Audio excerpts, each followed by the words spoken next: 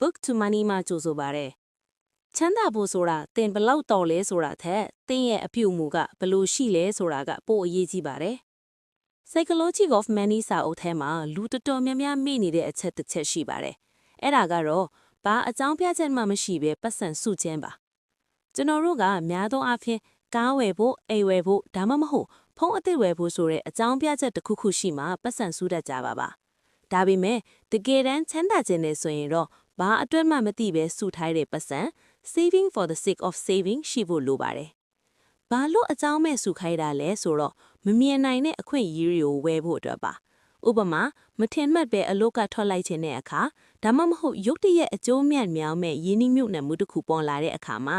အဲ့ဒီအကြောင်းမဲ့စုထားတဲ့ပတ်စံကတင့်ကိုရွေးချယ်ပိုင်ခွင့်ပေးပါတယ်။ပတ်စံဆိုတာပစ္စည်းဝယ်ဖို့တင်မဟုတ်ပါဘူး။တင်ဘဝရဲ့အချိန်နဲ့လွတ်လပ်ခွင့်ကိုဝယ်ဖို့အတွက်လည်းချက်ပါတယ်။ကိုယ့်ရဲ့မာနာ ego ကိုနည်းနည်းလျှော့ပြီးပိုရွံတာကိုစုထားတာဟာအမျက်ဆုံးရင်းနှီးမြှုပ်နှံမှုပဲဖြစ်ပါတယ်။ဒီနေ့ကစပြီးလက်တွေ့လုပ်ကြည့်ရမယ့်အလေးချင်းလေးကတော့တင်းစီကိုပတ်စံဝင်လာတိုင်းဘာဝယ်မယ်ဆိုတဲ့အစီအစဉ်မရှိကြပါနဲ့10ရာခိုင်နှုန်းကိုဘာအတွက်မှမသိပဲစုမယ်စုဘူးတဲကိုအငြင်းဆုံးဖယ်ထည့်လိုက်ပါ။